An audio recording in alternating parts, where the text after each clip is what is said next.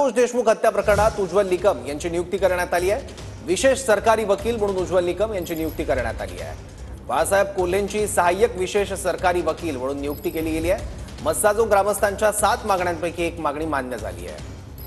याबद्दल आणखी आपण बोलूयात। भाजपचे नेते आणि हे प्रकरण सातत्याने उचलून धरणारे सुरेश धस आता आपल्यासोबत आहेत। सुरेश धसजी, मस्साजोगकर यांच्यासोबत तुमचं काही बोलणं झालंय का? ते समाधानी आहेत का सरकारच्या निर्णयाबद्दल?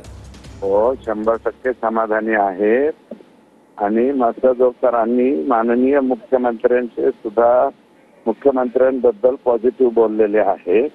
आणि मी सुरुवातीला हे उज्ज्वल निकम साहेब यांची नियुक्ती केली त्याबद्दल माननीय मुख्यमंत्री महोदयांचं या ठिकाणी आभार मानतो।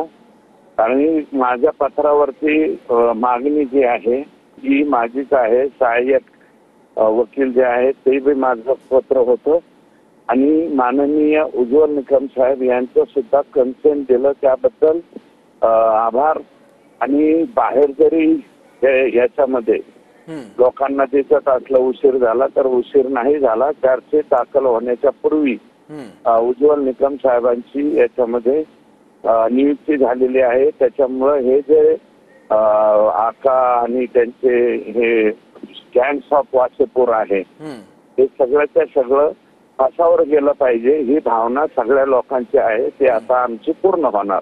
ओके धस साहेब, एकूण 7 मागण्या आहेत, त्यापैकी ही एक मागणी तर आता मान्य झाली आहे उज्ज्वल निकमांच्या रूपाने। अन्य 6 मागण्या काय? बाकीच्या मागण्या पण आम्ही पूर्ण त्यांच्या होतील।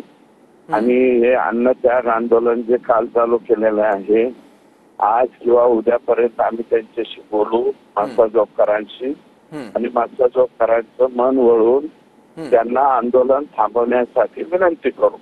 ओके सुरेश जी, शेवटचा प्रश्न, सरकारच्या वतीनं इतर कोणी बोलायला येणार आहे मस्साजोग ग्रामस्थांशी की तुम्हीच मध्यस्थी करणार आहात?